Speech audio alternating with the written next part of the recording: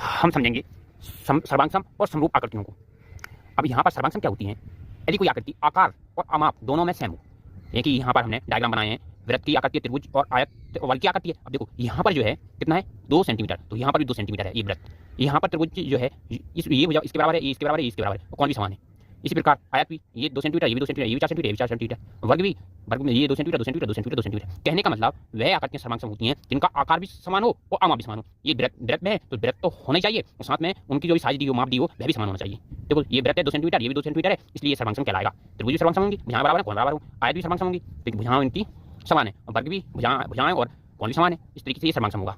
अब बात करते हैं हम समरूपता की। देखो समरूपता में आकार समान हो परंतु अमाप समान हो ये आवश्यक नहीं। क्यों? क्योंकि देखो वर्ग जो होती है ना, वर्ग यहाँ पर जो वर्ग हैं, ये जो वर्ग जो दिए हैं, तो सभी वर्ग क्या होते हैं? समरूप होते हैं। तो सभी वर्ग समरूप होते हैं, और इसी प्रकार वृत्त भी सभी वृत्त समरूप होते हैं। क्योंकि देखो वर्ग बनाएंगे तो भुजाएं तो बराबर रहती हैं, वृत्त में सभी वृत्त 360 डिग्री का कोण बनाती है, इसलिए एक नियम भी है समरूपता का। लेकिन त्रिभुज में और चतुर्भुज में, चतुर्भुज मतलब बहुभुज, चतुर्भुज में और त्रिभुज में संगत होने के गुण अलग हैं। इसमें संगत होने के लिए संगत कोण समान हो और संगत भुजाओं का अनुपात समान होना चाहिए। संगत कोण मतलब ये जो ए कोण है यहाँ पर, वो डी के समान होना चाहिए, बी ई के समान होना चाहिए, सी ए के समान होना चाहिए, और ये जो ए बी और डी ई का अनुपात आएगा किसके अनुपात बराबर होना चाहिए? बी सी और ई एफ की।